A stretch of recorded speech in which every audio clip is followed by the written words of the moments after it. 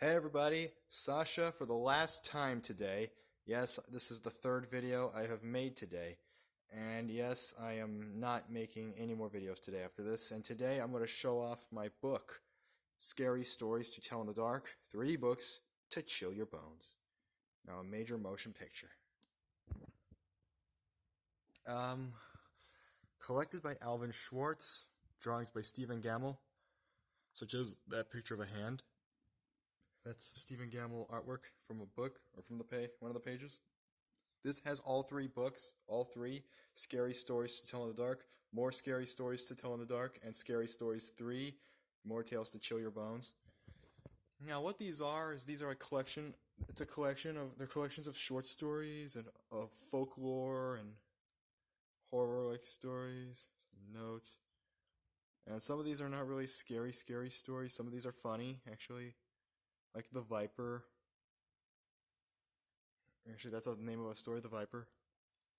And I think one of the stories that, leave The Viper, we passed it. High Beam, like High Beams, High Beams, the story of a woman driving and a guy behind him is flashing his headlights. And, but there's a killer in the backseat of her car. Read these if you dare. The New York Times. Yeah, I got this from Second and Charles. I was really happy to, because I really like the movie. I still have my singles, book 1, book 2, book 3. I have another book 3 as well. But anyway, yeah. Then I got this, so it's all in one. Now, like I said in my Blu-ray review, or my review of the movie, I said that the movie, I really liked how the monsters looked exactly like Stephen Gammell's artwork, such as the Pale Lady.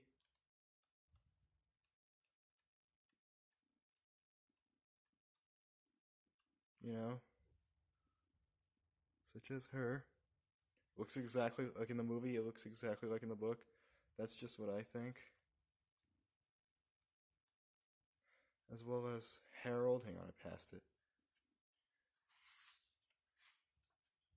Like Harold the Scarecrow as well. Now, what do I like about this book is I like how chilling some of the stories are. Like The Wendigo. That story was pretty chilling. Like, the wind sounds like it's calling his name.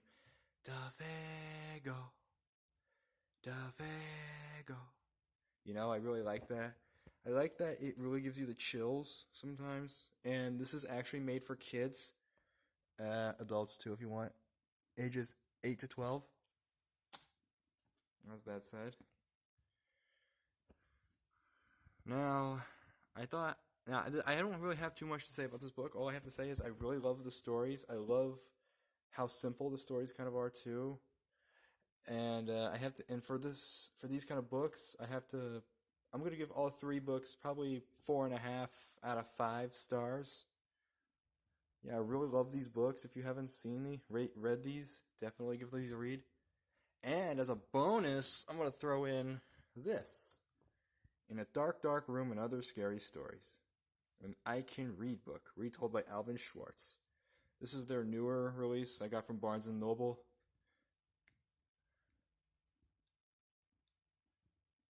I don't know.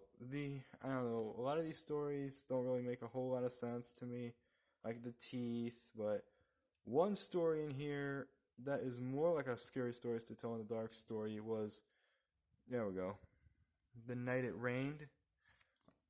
Yeah, where a guy he's driving and there's a kid soaking and wet in the rain. He picks him up, drives him home, gives the kid his sweater. And then later he goes to his mom's house and she tells him that her son's been dead for years or something like that. But then when he goes to his grave, lying across the grave is his sweater.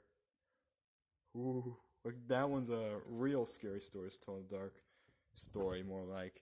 And another thing about In a Dark, Dark Room and Other Scary Stories, there are some people on YouTube who said, they said, Like, there's this one scary story that's told in Dark Story. It's about a girl and then her head fell off. Yeah, that's the ribbon. I believe this was called. Yeah, the green ribbon. Yeah, she wears that ribbon for who knows what reason.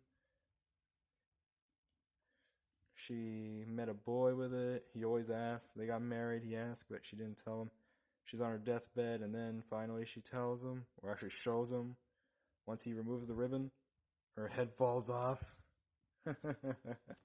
You know, it's the crazy stuff Alvin Schwartz is into. But overall, this was actually a video for Scary Stories to Tell in the Dark. Now, Scary Stories to Tell in the Dark is a book full of really good. It's really good stories, really good amount of creepiness, good amount of everything. So was In a Dark Dark Room. In a Dark Dark Room, I have to give 4.5 out of 5 as well. So if you like what you see, well, that's it actually. So if you like what you see, like and subscribe.